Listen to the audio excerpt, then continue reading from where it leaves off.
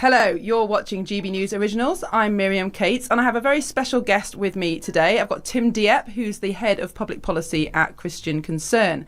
Now, Tim has a special interest in Islamic affairs. He's the author of a book called The Challenge of Islam, which discusses the increasing influence of the religion in Britain and how we can respond. Now, Tim, thank you so much for joining me today.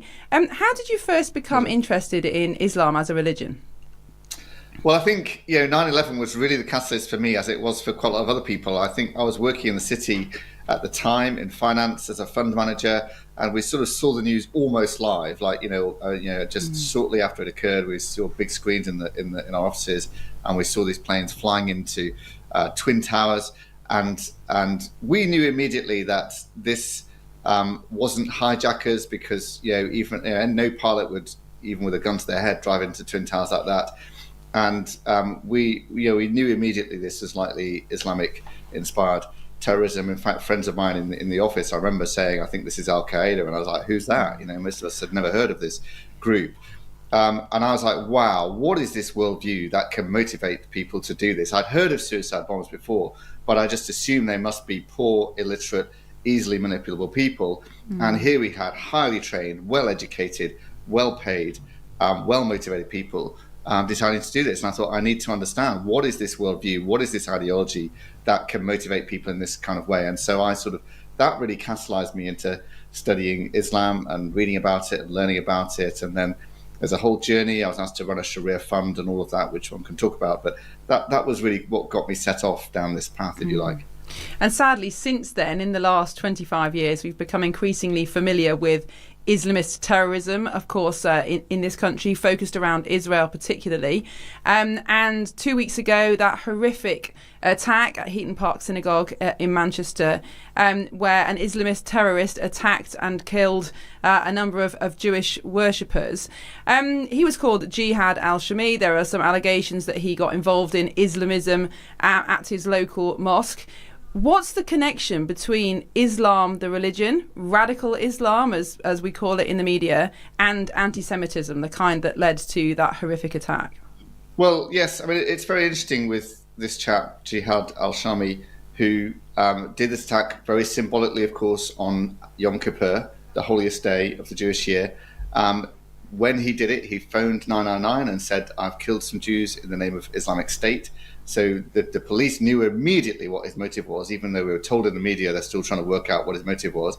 And Islamic State had called for killings of Jews and Christians just the week before, including by stabbing. So it seems to be partly a response to that. But the whole anti-Semitic thing in Islam is not often talked about. But there's a whole chapter in my book, The Challenge of Islam, which you mentioned, on raising the question, is Islam anti-Semitic? And I argue in this chapter that judged by its texts, and indeed the behavior of Muhammad as well, Islam clearly is and has been through its history highly anti-Semitic. And there are plenty of very strongly anti-Semitic texts in the Quran. I quote them at length in the book, including things like "He's sown enmity between us and you till the day of eternity," and things like that aren't just, you can't just say these are contextual things, because they go on like that. I did a debate online last year with a professor, Reza Aslan from the States, on this question, is Islam anti-Semitic? I thought I might as well just do this debate, because all I really have to do is read the text and read quotations from Islamic theologians, and they're very, very clearly anti-Semitic. And of course, you do have the what's called the apocalyptic hadith. The hadith are collections of sayings of Muhammad that are regarded as authoritative by many Muslims, that says, that at the end of time, rocks will cry out, "Here's a Jew, kill me." And that was actually quoted in the original founding charter of Hamas, and has been shown in surveys to be widely believed.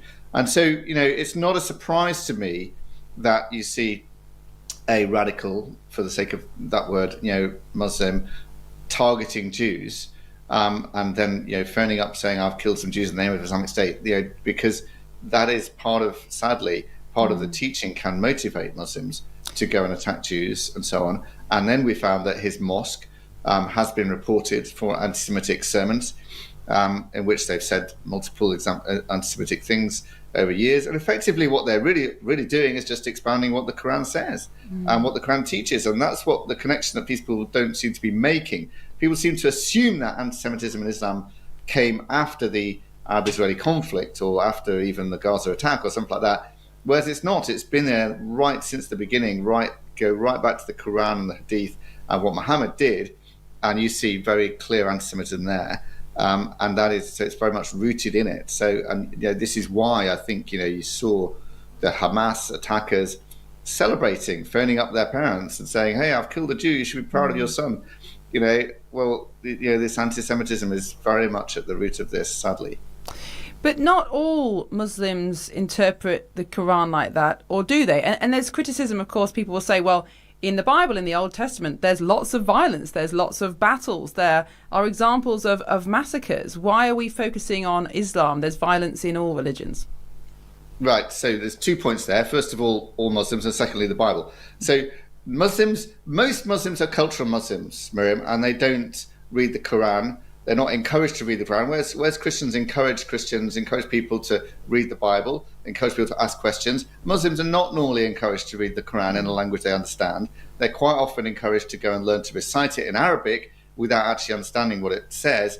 And asking questions is discouraged. It's viewed as disrespectful to go and ask your imam, why do we believe this, or why do we think this, and that kind of thing. So most Muslims will be peaceful, peace-loving, cultural Muslims who just like the culture and the people around them are peaceful and loving, and they think therefore Islam is peaceful and loving. That's starting to change because of obviously the internet means that all of this news is very available, and the Quran and the Hadith are very available on the internet and so on. And so many Muslims are actually reading these texts and either radicalizing or actually more often probably, if they're lovely, peaceful people, thinking that is not what I thought this was. I don't want to be part of this anymore.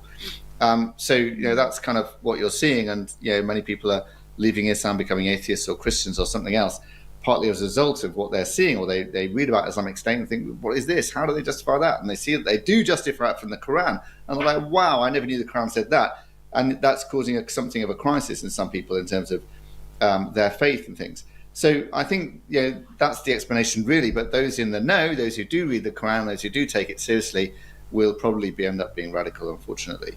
And that's how I see it. Now, in terms of the Bible, yes, you have excerpts of violence of different kinds, but no Jew or Christian interprets them as like for all time, like the attacks on the Canaanites, were for a specific time at a specific point in time after 400 years of sin. The Bible says, finally God used Israel to punish them in that way, unusually, extraordinarily, just at that time.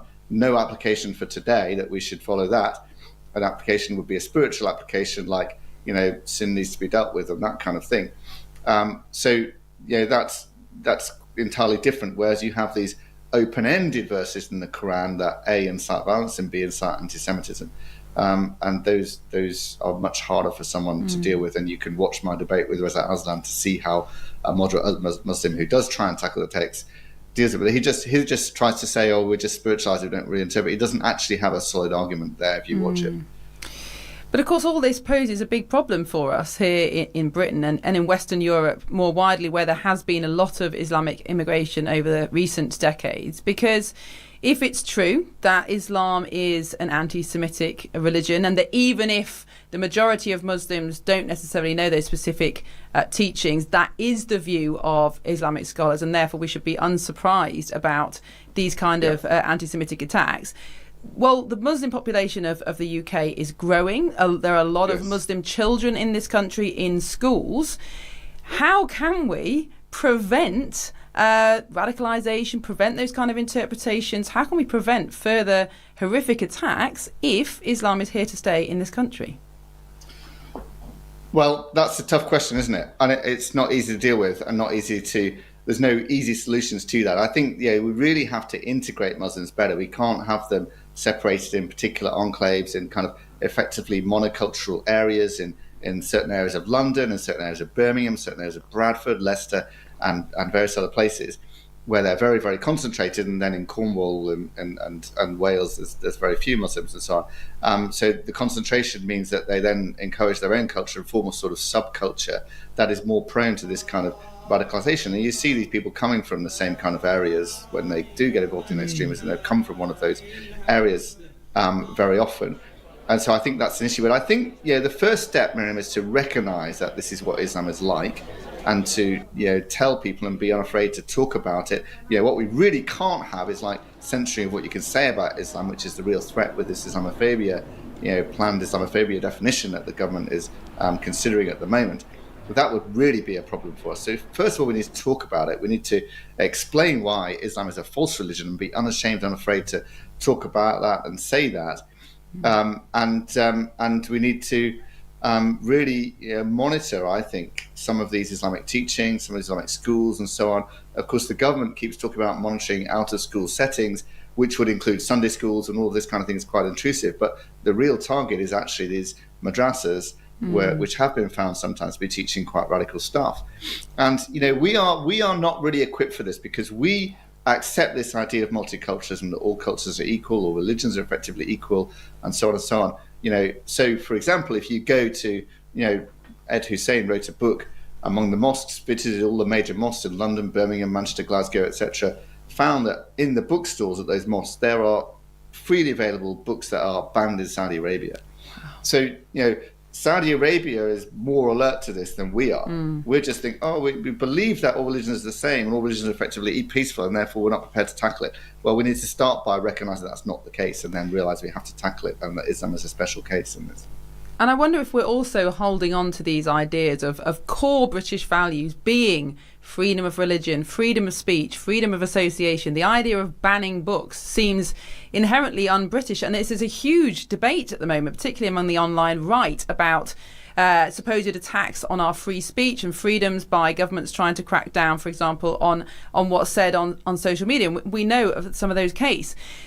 But do you think that kind of attitude of these freedoms are fundamentally British is actually making it more difficult for us to tackle Islam and recognise the threats that it poses to our freedom? Well, I think the problem we have at the moment is that we don't protect freedom of speech enough in relation to Islam.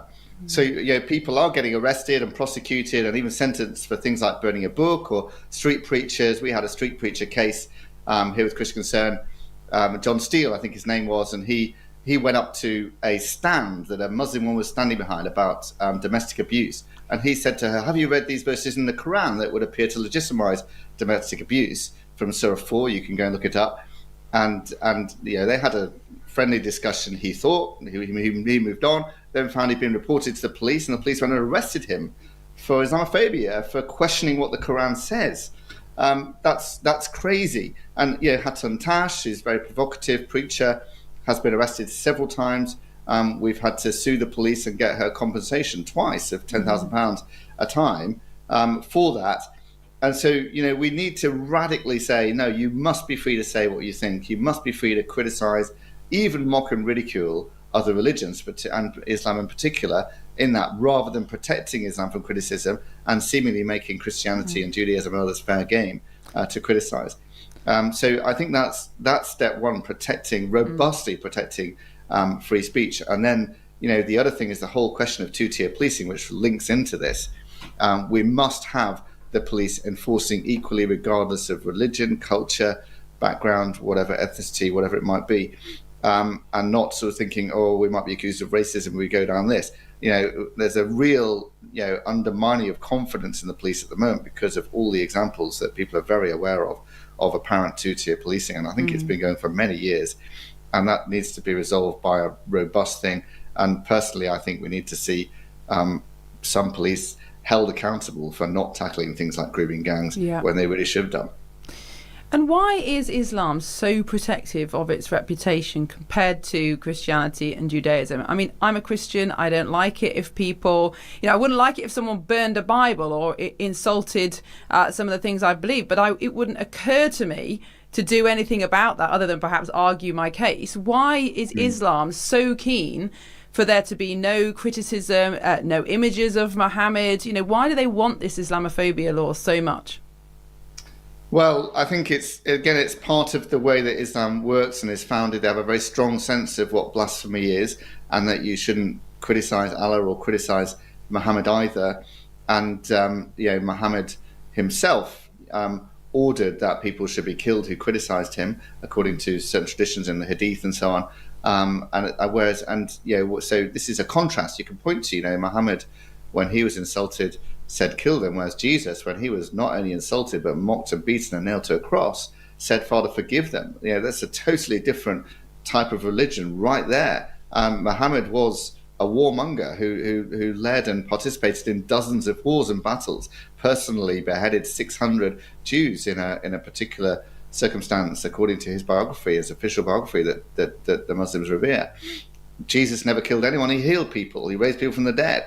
Totally different contrast, totally different kind of religion. And I remember talking to colleagues about this when I worked in the city and saying, do you realize Muhammad was a warlord who killed people? And they were just total, utter disbelief. I thought he was a religious leader. Because we view religions through a lens of a Christian idea of what religion is, which is peaceful and has a peaceful leader and all of that kind of thing, and some other religions too. But Muhammad doesn't fit into that picture, I'm afraid. And we need to explain that and show people that. Both Christianity and Islam are what we call proselytizing religions. Individual believers believe it's their duty to explain to other people what the religion is about and try to gain converts. But there is a big difference between how government works in apparently Christian countries or countries with a Christian tradition like ours, and what we might call Islamic countries, where you essentially have to be a Muslim. Well, so the big difference really comes down to separation of church and state. So Christianity has a strong doctrine of separation of church and state that comes from the Old Testament, where you had prophets and kings, and they were different, and one would call the others do the right thing, but the prophets didn't rule the state. And then in the New Testament, you have Jesus saying, render to Caesar what is Caesar's, and to God what is God's, indicating a strong sense of separation of church and state there. And that's been a strong thing that Christians have preached and taught, ever since then, really. Whereas Islam doesn't really do that. It doesn't separate church and state or religion and politics in that kind of way, and says, no, it actually is a political religion. It has, basically assumes that the ideal is to have an Islamic state that is governed by Islamic law and should be, operate in that kind of way, and doesn't separate religion and politics in that kind of way. So that's the real difference. And it thinks in terms of territory and political aspirations, whereas Christians tend to think a lot more in terms of spiritual aspirations and growing a spiritual kingdom. Islam thinks a lot more about growing a political kingdom and a contemporary kingdom and that kind of thing. So that's the real big difference there, I think.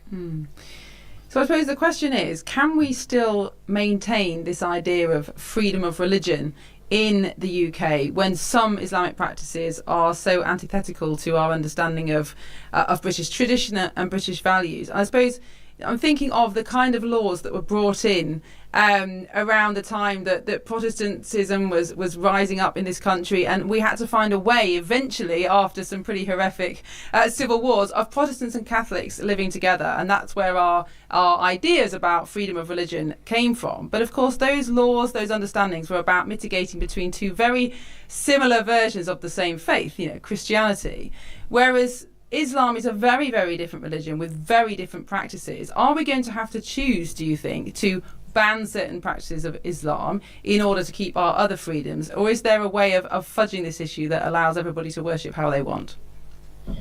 Oh, no, you absolutely need to ban certain practices of Islam. And freedom of religion has limits, and those limits should be prescribed by law. And polygamy is a good example here. We don't have polygamy in law in this country because we think that's unfair and unjust and wrong for the women and generally bad for society for lots and lots of reasons.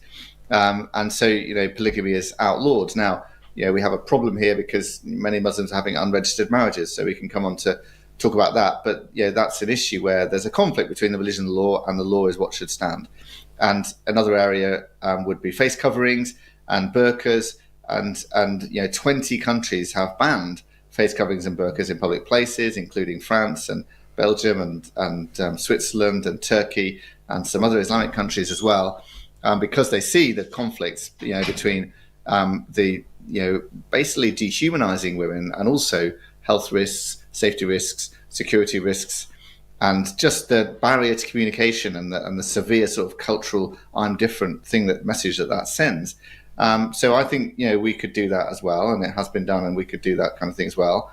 And I think, yes, certain practices and certain teachings should be banned whilst allowing freedom of religion in terms of, yes, you can still worship at a mosque and pray to Allah and all of these kind of things. And are there any other Western countries where they have managed this better than the UK, where they've been able to come to a position where you're free to be Muslim, but essentially the Western Christian-based culture has dominance, is allowed to continue? To be honest, I don't know a good example. Okay. There's an issue here. There's an issue here that where Islam grows and is allowed to grow, it gets stronger and stronger. And ultimately, what we are seeing in other European countries is a much stronger clampdown on immigration, because people are like, we don't want this anymore. We can't have this anymore. We need to stop it.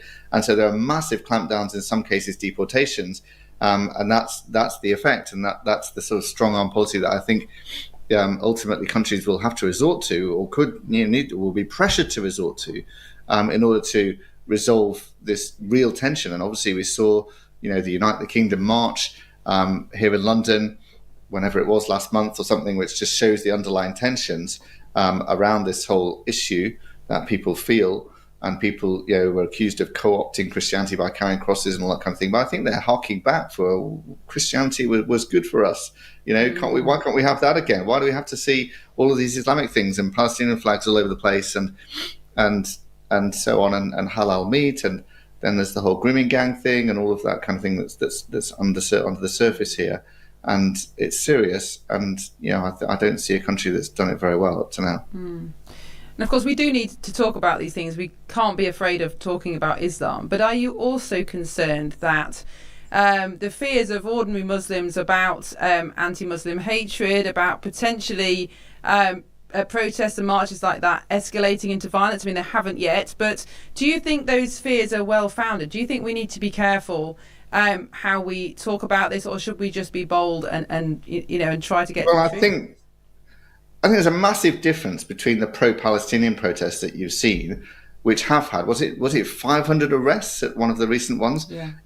Huge breakouts of violence and criminality, and also chanting, violently antisemitic chants and so on, openly in front of the police and so on, and people being very intimidated and very scared by them. Contrasts actually with the United Kingdom march, where I think there was 23 arrests, and I gather that most of them were actually from counter-protesters. The level of difference there is absolutely massive. Of course, I don't want Muslims to be the target of abuse at all, let alone violence or anything like that, and that should be prosecuted, as it should be for anybody who incites violence in any way, or abuses or threatens people in any way, that kind of thing. Yes, I'd want to do that. But what we haven't seen enough of is really prosecutions and tackling of the anti-Semitic hatred and threats that have been going on. But I was encouraged to see this Oxford student being suspended and then arrested for saying, put those Zions in the ground, which is basically an incitement to violence, in my opinion. Tim Dieppe, absolutely fascinating to talk to you. And I think one thing is clear: we should all learn a lot more about Islam, what the religion teaches, and start thinking about how we can mitigate some of these problems. Tim Dieppe, thank you so much for your time.